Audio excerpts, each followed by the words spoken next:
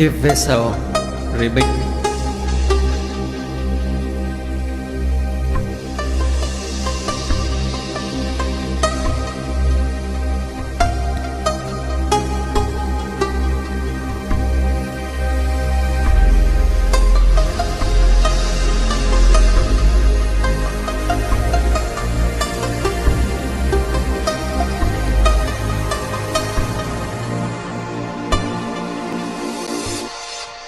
Từ khi em không còn về quanh sân, là lần con phố nghe hoang vắng vô cùng.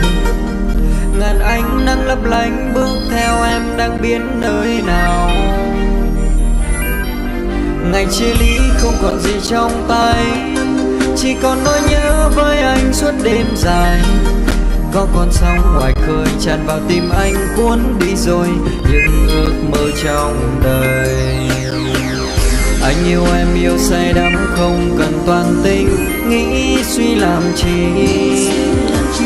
Anh yêu em sao chưa xót, lãng quên tháng nào. Chờ ngày em đến tiếng hát vút cao, chỉ còn tia nắng ấm áp bên đời. Cùng ngàn mây trắng lững lờ, vút cao bay lên chốn xa.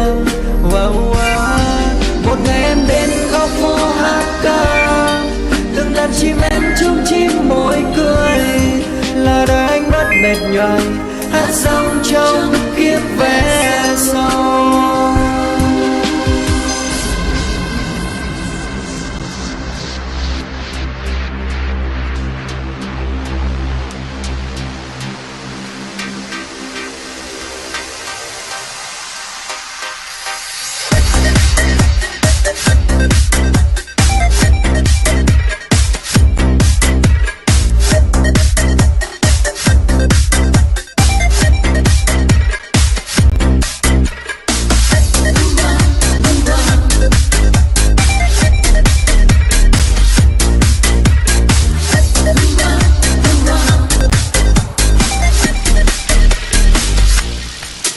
Ngày chia tay anh một đời rêu phong, một lần sau cuối cho anh thấy mất người.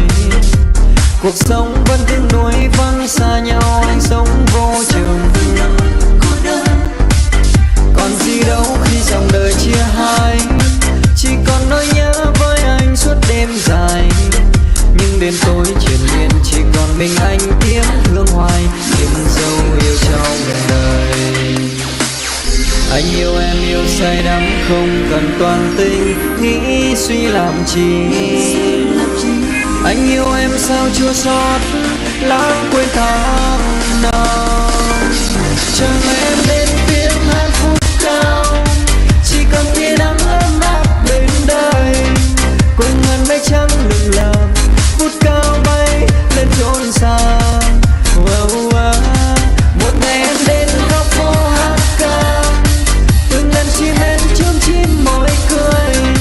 Là đời anh bất mệt nhoài, hát xong trong kiếp về sau.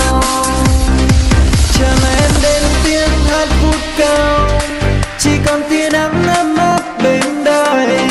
Cùng ngàn mây trắng lững lờ, vút cao bay lên chốn xa.